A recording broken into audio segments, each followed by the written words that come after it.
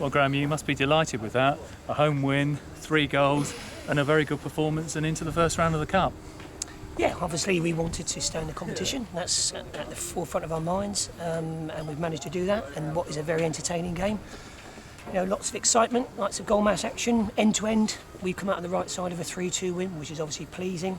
It's nice to give our home support some goals. It's nice to give them an exciting game of football, and long may it continue. And perhaps Lady Luck smiling on us, or perhaps Colin looking down on us with a bit of good fortune, because we conceded early and then they hit the post, and if that had gone in, it could have been a completely different game. It could have been, but that's football, and sometimes, you know, the best teams in the world are beaten by the thickness of the post or whatever, you know, so you need your luck along the way. And through the course of the season, you get your bits and pieces and you get your unlucky. Up until now, I wouldn't say we've been that lucky in our games. We've not played badly throughout the course of this season. In the first third, there's been 3 or 4 performances I've not been happy with and been way below par. But the rest of the time, we've been close, and we've come on out of the wrong side of 1-0s when we've deserved more from them. That's down to missing chance that we created. Today, we managed to find the back of the net, which helps, obviously. And it's not all on the striker's shoulders. We talked about for many weeks that it's not just about strikers scoring, it's about everybody chipping in. Centre halves chipping in, full-backs chipping in, midfield 4 chipping in. If we can get that, if we can get the bits and pieces and people contributing like Jerome Maladon today, if we can get that, and it does some weeks relieve the pressure off the strikers, then we'll be fine. We'll be fine. And talking of strikers, fantastic finish there from Elvis. Well, yeah, that's what you get. When you've been in the game a few years, you played at a decent level in the league, and that's what it gives you. It gives you composure.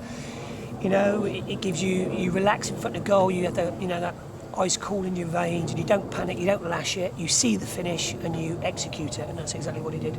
And I think the fans will also be heartened today to see Mark Ricketts very much back on form. Yes, Mark was, back to his tenacious best. It's taken him a while to get to where he is now because, the supporters might not know that he had a double hernia operation in the summer, which is on both sides of his groin, which we know takes a time to get your fitness back and to get your A game back. He's put in a great cup performance today, and he's come off at the end there with a sore calf. Hopefully it's not a strain, it's just a kick. If he's back next week, back to the old Mark Ricketts, and we get him back like we've got Moses back in the last 3 games. We've got Moses back to his old form of last season. If they can kick on now and lead us, then the other boys will get their confidence and they'll fall in line as well.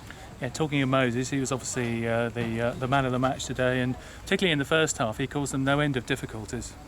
He has for the last 3 games, to be fair to him. We've in the last couple, not so much today, but in the last couple of games, we've stuck him out wide on the right and given him a bit of a licence just to roam and be free. And he's caused the 3 left backs in the last 3 games havoc. But he still has to be better with his final ball, whether it be a cross or a shot, and he still has to be better with his final selection. If he ever gets that end product, which he knows about, which we're working on, and he makes runs into the box and starts chipping in with a few goals from right wing, if it all clicks and he finds those 2 or 3 things in his game, he will go on. He will go on to league football. I think the draw for the first round is tomorrow, so I'm going to ask you, as I usually do, who you fancy. No doubt you'll tell me again, Graham, I want the easiest team at home. Well, there's choices, isn't there? If you want, if you could choose the very easiest team at home to stay in the competition. If you get a real toughie, let it be a big toughie, Southampton away. And other than that, we've got a few choices to go and see a few old pals from last season. We could have Gillingham away or at home, couldn't we? Let's go and see Tony Sinclair. We could have Bournemouth at home or away. Let's go and see Harry Arter. We could have Charlton Athletic home or away. Let's go and see Ross Warner. So it's all there. All the magic and the dreams of the cup are still there. We're there. We'll be listening to the radio, and hopefully someone will be kind to us. Lovely. Thanks very much, Graham.